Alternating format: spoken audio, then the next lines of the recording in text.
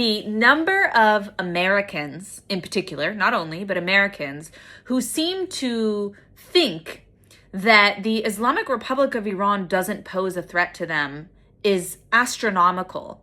And it speaks to the fact that the United States has lived in such a state of privilege, security-wise, for multiple generations, that they truly have no concept of what it's like to face a dictatorship or an oppressive regime. They have no idea what it's like to not actually have rights. They have no idea what it's like to have no rule of law or no justice system or no recourse when there is a problem. They have no idea the privilege that they have living under the United States Constitution, which is one of the greatest, most revolutionary documents in human history. They have no concept of this, to the point where they are so easily persuaded by Qatari and Islamic Republic propaganda that has permeated seemingly every element of civil society. We see it in the social media, we see it in the mainstream media, we see it with influencers and public figures, the narratives that are being repeated by people who have no fucking idea what they're talking about. And yes, I'm talking about you, Dave Smith. No clue what it's like to live in the Middle East. No clue what it's like to stand face to face with an Islamic dictatorship. No clue about the threat that's posed by the building of a nuclear program, by the development of a ballistic missile program, by the development of an intercontinental ballistic missile program. What it's like to actually negotiate with people who routinely lie as part of their ideology in order to advance themselves and to buy time to expand their ideology. And that's what they've been doing since 1979. You have to be an absolute imbecile to look at the situation around us, to look at what the Islamic Republic and all of its officials say and do, to look at the structure of the Islamic Republic, to look at how they've responded to previous negotiations, to look at how they've responded to previous agreements that they've made, that they've repeatedly violated, to look at how they've deceived the IAEA, the EU, the UN, the international community as a whole when it comes to the development of their ballistic missile program, of their terror proxy program, of their nuclear program.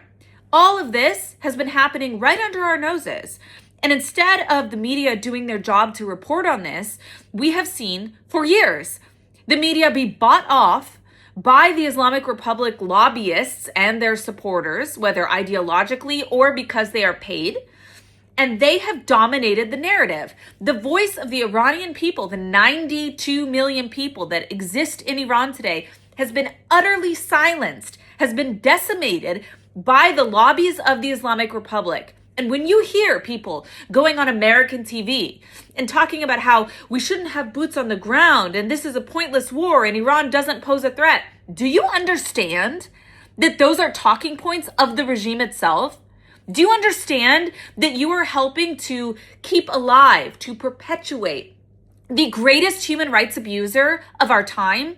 The largest sponsor of global terrorism in the world? This is what you stand for? This is what you support? Capitalist Dave Smith? Are you serious? Only someone who is naive to this extent can look at the world around them and be so pompous and arrogant and full of your own shit that you look at those people suffering outside of the United States and say, oh, well, that's not our problem. All of this has been happening at the same time, by the way, that hundreds of American troops in the Middle East have been killed. And this idea that the problem is that we're there in the first place, the Joe Kent argument, that's not how the world works. You can live in this fantasy where the United States can live as an isolated bubble and doesn't interact with other people because it's not our problem. But the reality of human nature is that if it's not the United States, it will be someone else. It will be Russia, it will be China, it will be the Islamic Republic of Iran, it will be Qatar, and anyone who says otherwise is fucking stupid. This is absolutely necessary, and we should not wait until they get a nuclear weapon to act.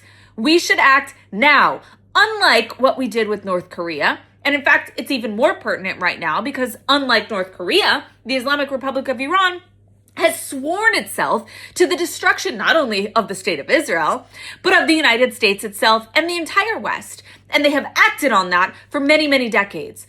So why you selectively choose to ignore only that content, I really can't answer that question. Maybe you have a psychological issue. Maybe you need help. I don't know. But you are flat out wrong, flat out factually incorrect when it comes to the threat to American citizens today. And I'm sick of hearing it.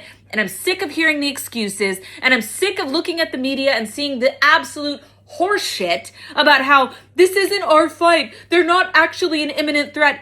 Yes, they are an imminent threat, and they have been for many, many years. And only someone who truly doesn't care about the lives of our American soldiers could look at the situation today and say, oh, well, that doesn't affect us. Shame on you.